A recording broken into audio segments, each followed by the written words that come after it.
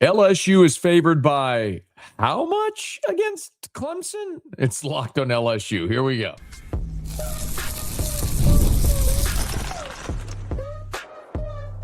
You are Locked on LSU, your daily podcast on the LSU Tigers. Part of the Locked On Podcast Network, your team every day. Okay, let's get it. It is Locked on LSU, your team every day.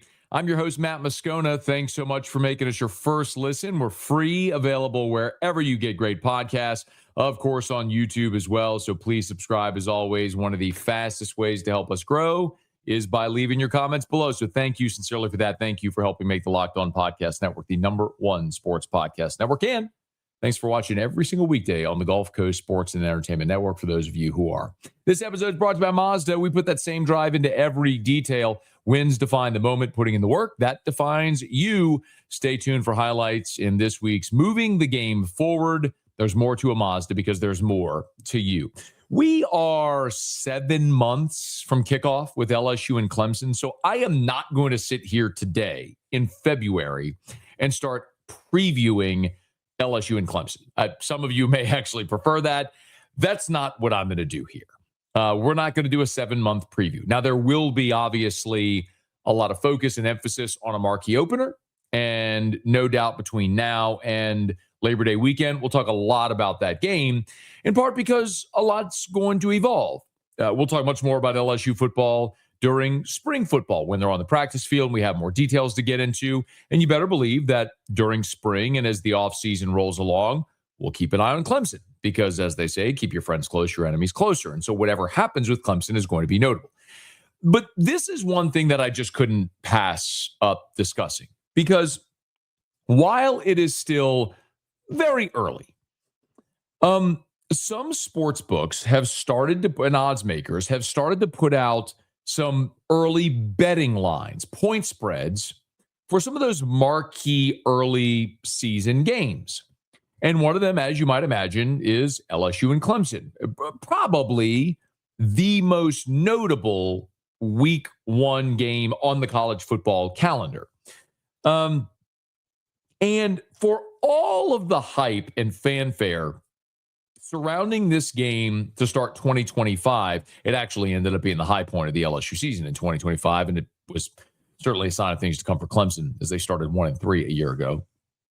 That was a close game. I mean, it was a 17-10 ball game. I mean, it was a close game that was a bunch of talented players and really tightly contested and went down to the wire. And Harold Perkins had to make a great play at the end of the game to force Cade Klubnik into an incompletion that sealed it.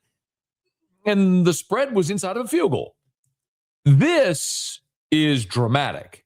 LSU is an 11.5 point favorite over Clemson on the way too early line. And I'm going to tell y'all what, I'm not so sure if that's a compliment to LSU, to Lane Kiffin, the staff he built, the transfer portal class they brought in, the retention of the handful of players that they identified were really key contributors that they wanted to get back, Trades Green, Harlem Berry, DJ Pickett, Braylon Moore, you know the list.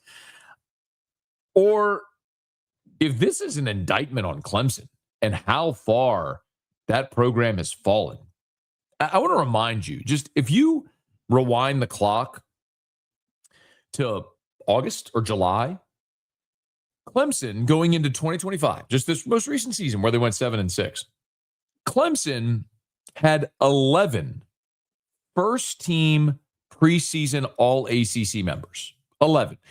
By the way, I'm not very good at math. I'm terrible at math and science, really good at English, reading comprehension, probably why I do what I do. But I know there's 22 players on a football field. And if you got 11 first-team preseason all-conference members, that's half. Half of the ACC's preseason all-conference team were Clemson players. Half of them. That's absurd. But it goes to show you just how much talent that Clemson team had a season ago and how far short they fell of all their goals. Now, most of those guys are gone. Peter Woods, Avion Terrell, TJ Parker, Antonio Williams, Cade Klubnik, 3 starting offensive linemen are gone from an offensive line that really underperformed. Adam Randall, remember him? He was the receiver who converted to running back and became their starting running back. Wade Woodaz, their starting linebacker. All those guys are gone. I mean, a lot of those guys are going to be at the NFL Combine, the scouting combine in Indianapolis this week. Remember, they had 11 first-team all-conference members in the preseason for 25. For 26, they return a total of 7 starters. Total. The wide receivers, Wesco and Moore, are back. Remember Will Helt, the defensive end from Purdue, who really was like the first ever big-time transfer portal addition for Dabo. By the way, LSU wanted Will Helt a year ago, but he ended up going to Clemson. He's back. So they had a couple of talented guys back, but probably the biggest indictment here is I just rattle off all those players that they lost, right, to the NFL draft. When you look at the transfer portal, which is the best way to supplement your roster to become immediately relevant, and look at Indiana. I mean, Indiana was the worst team in the history of college football. They've made the playoff in consecutive years under Kurt Cignetti. I mean, there's no secret. This is the way to supplement your roster and to get good quickly. If you hit. Clemson's transfer portal class, they lost 14, added 10. Now, 10 is a giant number for Dabo to add 10 players via the transfer portal, because he just has not been one that's been very willing to participate in the transfer portal era. They were 67th, Clemson, 67th in America in transfer portal rankings. So you go lose all of these all-conference players, and you lose 14 guys via the portal, and you don't go you supplement with the 67th ranked transfer portal class in America. Like, for context, one spot ahead of Clemson is Washington State at 66. They don't even have a conference. I mean, they kind of do now, but North Texas is at 65. Iowa, Boston College, Wake Forest, UCF, Iowa State, Illinois, TCU, Duke, Syracuse. All of these teams are ranked ahead of Clemson in the transfer portal rankings. So you lose all this talent. You don't replace it. And now you're going to open up the season in Baton Rouge at night. We assume is going to be at night. The start of the Lane Kiffin era against the team that just signed literally the greatest transfer portal class ever. Now, the transfer portal era is like 5 years old, but still, like, by a mile, the highest rated portal class ever. And a really innovative offensive minded Lane Kiffin, man, that number 11.5 feels like a lot of points. That feels like a really giant number. But you look at all of the circumstances and I go, man, it kind of makes sense a little bit. And I also think that Clemson is going to be walking into an absolute hornet's nest in Tiger Stadium. Remember, all of the things that factor in. You have a marquee name coming in. I mean, Clemson is a marquee program. I mean, they've won a couple of national titles, played for a couple of more here in the last 15 years, last decade, really. Even though in the last half decade, it's been a little slim pickings for them. But that marquee opponent, beginning of the Lane Kiffin era, debut of the Lane Kiffin era, with so much excitement. Remember, interviewed Verge Osbury, LSU's athletic director, a week ago, and Verge told us they got a waiting list for season tickets with 44,000 names on it. The most they had ever had prior was 17,000 season tickets. So they had a 98% renewal for season tickets. Fans are so, after a 7-6 season, fans are so bought in, and you got 44,000, a waiting list of 44,000 for season tickets, when the most ever in program history was 17,000. All that to say, y'all, like, and then remember, this is the most marquee opponent for a home opener that LSU has had in 20 years. I mean, I can go back and look. 2020 was Mississippi State in the COVID year. 2015 was Auburn. Remember, McNeese was the opener, but that's the game that got canceled because of the lightning. So they opened at home against Auburn. That was a game where Leonard Fournette went nuts, flipping dudes over his shoulder and everything like that. 2010, the home opener was Mississippi State. Now, they opened in Atlanta against North Carolina, then played at Vandy. Week 3, they played at home against Mississippi State. Not a very good state team. The year prior to that, their home opener was Vanderbilt. You got to go back to 2007. 2007, they opened on a Thursday night in Starkville against Mississippi State, then came home a week later to play Sean Glennon and Virginia Tech. And, in the return trip from the 0-2 game, and LSU blew the doors off them en route to a national championship. But that 0-7 Virginia Tech home opener, his biggest home opener that I can remember, this one may very well top it, with LSU being a giant early favorite, 11.5 in that ball game. Man, it is something. Now, look, this LSU team certainly has questions. Sam Levitt's health. Is he going to be ready to roll? Continuity on the offensive line where you replace that entire group. I mean, Braylon Moore's back. We'll see if Weston Davis keeps a job, but that was, the position group, that on receiver, where you had to go basically replace everybody. You need to have continuity there. Special teams. We haven't talked a ton about it, but like you're replacing Damian Ramos, who's the program's all-time leading scorer. Barry and Brown, Xavier Thomas, your returners, they're going to, now Grant Chadwick's back as punter, but you're going to replace a lot of your special team specialists. So there's a lot of questions, and they'll start to get those answers in about a month from now when they open up spring practice out there at LSU at the end of March. But this is a little jarring to see a number that big with LSU as a favorite against Clemson. We'll see if that number starts to move a bit as we get closer. Only 7 months to go, but we'll be talking about right here on Locked On LSU, your team every day. This is Mazda's moving the game forward for those who show there's more to the score than what's on the screen. How about Malaysia Fulwiley, LSU's transfer guard coming in from South Carolina? Tigers played Missouri at the PMAC this past Sunday, and Malaysia Fulwiley had her first double-double as an LSU Tiger, helping pace LSU to a runaway win, 108-55. What a day for Malaysia Fulwiley in the game against the Missouri Tigers to move LSU to 24-4 overall. Fulwiley, coming off the bench, played 28 minutes, 22 points, 11 rebounds, 4 assists, and 2 steals, 3 blocks as well, just for good measure. A great performance by Malaysia Fulwiley to help the Tigers onto the win. And that reminds you of what it takes to raise the bar, the extra work off the court, dialing in every detail, giving it the extra fire, grit, never quit. Mazda puts the same passion into every model. Highlights make the reel. What it took to get there makes it count. There's more to a Mazda because there's more to you. Ever wanted to experience the NBA Finals live and in person?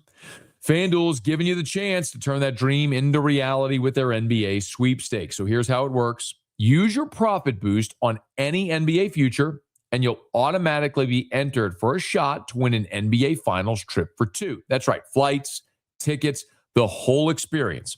And listen, I love futures, especially this time of year, whether you're picking a team to win the NBA championship. Maybe your futures bet is who's going to win a conference title if you're really bullish on that. It adds an extra layer of excitement to every game down the stretch. And now, not only can your pick cash, but it could also send you to the NBA Finals. So visit FanDuel.com to get started. Use your profit boost on an NBA future and get entered for your chance to win a trip to the NBA Finals. Play your game with FanDuel, the official sports betting partner of the NBA. Baseball Tigers are back at it Tuesday at the box. Want to dive into that in just a second, but I'll remind you, you can get Locked On LSU ad-free with the Everydayer Club, plus members-only Discord access. You can join at the link in the show notes. So LSU's back on the diamond at the box Tuesday with McNeese coming in, as we've said for quite a while now, every time that LSU takes on McNeese. McNeese is coached by former LSU Tiger Justin Hill, who was a pitcher at LSU in the early 2000s, 01-02. He's in his 13th season at the helm of the Cowboys program. They made a couple of regionals in 2019 and 2021. Of course, being in the Southland, the only way that McNeese is going to make an NCAA regional is if they win their conference tournament. So, but Hill has had some really good teams. But these games in the midweek are, it's far less about the opponent, and it's more about what you're trying to accomplish. And I'm not here to have the argument about midweek games. I know that's a thing it's been an ongoing debate for a decade, and I've said it forever. Like, people just misunderstand the conversation. Every time you go out, of course, you want to try to win the game. The point is, you're not going to sacrifice your opportunity to win in the weekend by going all in to win in the midweek. And if you lose a midweek game, it's not going to affect anything you do. You could lose every midweek game you play, and it's just not going to affect your seeding or anything of the sort when it comes to regionals, your ability to host.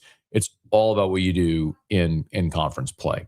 But I think midweek games are so important because it gives you an opportunity to get out there and get innings, get your pitchers on the mound and live at bats and all the things that you need as Jay Johnson and Nate Yeske and this coaching staff continue to figure out their roster, who they have and what they can count on. So a few things that I do think are notable. I'll tell you about McNeese here in just a quick second, but neither team has announced a starting pitcher. Now, my guess is we're going to see Zach Cowan for LSU. Remember, Cowan threw on Wednesday against Nichols last week in the midweek. Remember, LSU played the weekend series against Milwaukee. They played Monday against Kent, and then they played Wednesday against Nichols. Well, Cowan started against Nichols. That was the last time we saw him. And it's been a little bit of a rough go for Zach Cowan here in the first two outings. Against Milwaukee in the opener, he threw just 2/3 of an inning. He gave up 3 hits, a run. He did strike out 2, but in those, he faced 5 hitters. He gave up 3 hits and had 2 strikeouts. It was a little bit of a challenge.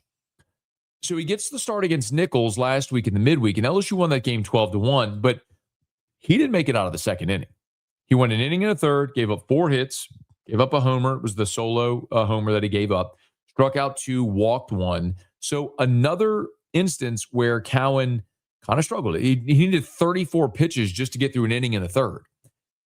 And, I mean, Zach Cowan was such an integral part to what LSU did a season ago. He had a 2.94 ERA. He had 22 appearances, all but 2 of them out of the bullpen. He had 6 saves for LSU a season ago. Cowan was critical. And even after the difficult outing he had against Little Rock in the regional, he went out there in Omaha and absolutely shoved with the season on the line. So it's in there for Cowan. We know it. Just been a little bit of a sticky start to the season. And so this would be a really good opportunity for Cowan to get out there, get a start against McNeese, and a McNeese team that honestly has just struggled offensively. So far, McNeese to open this season, they are 2-5. So they open up the season with at home, and they dropped 2 of 3 against Sam Houston State. So they were in McNeese and lost 2 out of 3. They beat Louisiana Tech in the midweek last week, and then they were swept at home by Kansas. Now, Kansas, of course, is a cold weather team. They had snow and ice on their field, so it's one of those schools that's going to play a lot of games in the South as they make their way through the early part of the season. And they swept McNeese in Lake Charles this past weekend. But when you look at McNeese's team, the pitching and the offense are sort of diametrically opposed right now. This is a pitching staff that, while the ERA is not impressive at 6.65, they've struck out 84 in 65 innings. So well over a strikeout, 2 inning, well more than a strikeout per inning so far on average. And opponents are hitting a cumulative 267 against McNeese. So their pitching has been much better than their offense, which their cumulative team batting average is just 261. And they've only hit 5 homers. So in 7 games, they've hit a total of 5 home runs, 15 doubles, 261 cumulative average. Bryce Fontenot is an infielder leading the team with a 444 average. Danny Barbero is hitting 318. He's got 2 of the 5 homers, which leads the team. All that to say, this is just not a very robust McNeese offense. So if you're looking for an opportunity to get Zach Cowan back out there, get him some work, get him some confidence, this would be a really good opportunity to do that. So let's see if Zach Cowan gets the start, which I suspect he will, and then how he throws and maybe gains a little confidence. See if we see him back on the bump this coming weekend for LSU. They're going to play a 4-game round robin on Friday, Saturday, Sunday, Monday. I definitely am interested to see if Chris Stanfield's ready to get back out there. Jay Johnson said over the weekend he's close. Remember, had the hand injury in the second game of the season sliding into home. Hasn't played since. And we saw both Tanner Reeves and Braden Simpson have a little bit of an adventure in left field at times. Both very capable hitters. But I'll remind you, Chris Stanfield was your starting center fielder on the national championship team. You got him playing left. Awesome. And oh, by the way, he also led LSU in hitting in conference games a year ago. So as good and impressive as LSU's been, you're going to get better when Stanfield's there and left for you. He could either lead off and bump Curiel to the 2-hole, or you could bat him in the 9-hole. Either way, you got another guy who gets on base at a high clip, and a guy who's played in a guy who's got over 500 career at bats in the SEC. So you'd love to get Chris Stanfield back. We'll see if this is the game where he's back, or if maybe takes another weekend. And then I guess it is worth noting the McNeese pitching, which has been okay, as we just talked about there, with the cumulative 267 batting average against. This will be an interesting test for LSU, especially with the weather.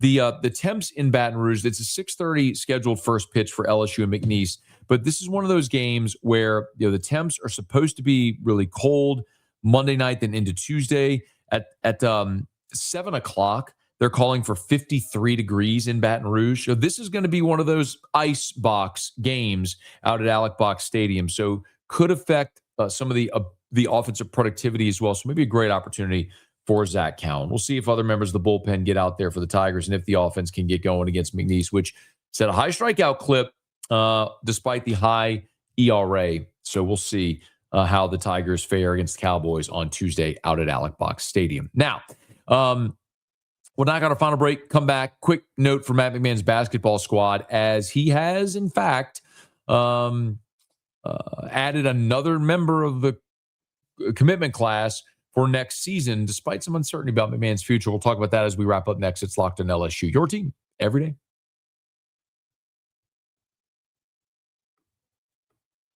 Workplace chaos, deadlines stacking up, inbox overflowing, and the one position you have to fill is still sitting open. When the pressure's on and you need the right hire, this is a job for Sponsored Jobs. Indeed, Sponsored Jobs helps you reach the people who actually fit what you're looking for. Skills, experience, location. So you're not just hoping the right candidate stumbles across your post. And here's the stat that says it all. In the minute that we've been talking about this, companies like yours have made 27 hires on Indeed. That's according to Indeed data worldwide. So if you're hiring, spend less time searching and more time interviewing candidates who check all your boxes with Indeed Sponsored Jobs. And listeners of Locked on LSU will get a $75 sponsored job credit to help get your job the premium status it deserves at Indeed.com/podcast. Just go to Indeed.com/podcast. Do it now and support our show by saying you heard about it on Locked on LSU. Indeed.com/podcast. Terms and conditions apply. Need to hire? This is a job for Indeed Sponsored Jobs. Well, Matt McMahon needed some good news for the LSU men's basketball program, as they've got just a couple of wins or 3 wins in conference play so far this year, and they're playing out the string. Well, on Monday evening, Jonathan Givony from Draft Express reported that LSU landed a commitment from Australian guard Owen Foxwell. Now, this is an interesting one because he's a 2026 commitment. He's 6'2". He's 22 years old. He's been playing in the NBL in Australia. So he's he's a professional guard in an Australia professional basketball league. And you're talking about, Givony says he brings high-level playmaking, winning experience, and toughness to the SEC next year. Now, there's a few other connections here. He's been playing 4 seasons of professional basketball in Australia, and that's not uncommon in Europe and in international leagues. And before we start talking about Charles Bediako situation, this isn't a situation where a guy played collegiately, went pro, and came back. He never played collegiately. And when you play international basketball, we do see guys go from international professional leagues to the college ranks. That's not altogether uncommon, for whatever it's worth. Those are situations we have seen. Well, he averaged 20 points a game on the team, which won the championship a year ago.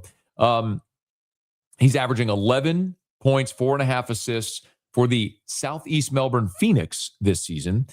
His brother, for whatever it's worth, Joel, is a freshman at Portland this year. He's averaging 16 a game. It's worth noting that Max McKinnon, who's on LSU's team this year, is an Australian guard who played last year at Portland. So you have a lot of synergies here with Australia and Portland, and some connective tissue there. And of course, with David Patrick being on LSU staff, David Patrick coached in Australia for a long time and has a lot of those connections. So it's the fourth member of LSU's class for 2026.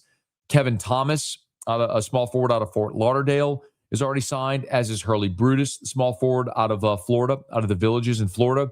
And then Marcus Vaughns is out of the NBA Global Academy, again, in Australia, who's also now signed for the class of 2026. Now they've added Owen Foxwell as well for the class of 2026. The big question is, will Matt McMahon be coaching them? And I don't have the answer to that. What I'll continue to tell you is, with every conversation that I have with people associated with and deeply connected at LSU, I don't know that I certainly know. I know there is not a consensus decision there. I think most people can agree that that it probably it's not working under Matt. It's year 4. He hasn't made the post. He hasn't made the NCAA tournament once, and it's massively disappointing considering the financial investment in the roster this year. The question that a lot of people are trying to decide at LSU is, do you throw $10 million plus at buying out McMahon staff, then another $10 million plus at hiring a new staff, and then $10 million or so to build and buy a roster? And that answer isn't quite so readily available. And maybe a commitment from a guy like Owen Foxwell tells you where things stand. In any event, as that follows and that continues, we'll follow and we'll keep you posted here on Locked on LSU. Hey, thanks so much for making us your first listen every single day. If you are listening on podcast, thank you. Please subscribe on your favorite podcast app. Rate us, leave a review. If you're on YouTube, smash that like button, subscribe to the channel, hit the bell so you're notified whenever we post a new video. And as I mentioned, if you are watching on YouTube, thank you. Please also just open up your favorite podcast app on your phone and just subscribe to Locked on LSU. Keep watching us on YouTube, but subscribe to the audio podcast as well. That's a huge help. Until next time, it's Locked on LSU, your team every day.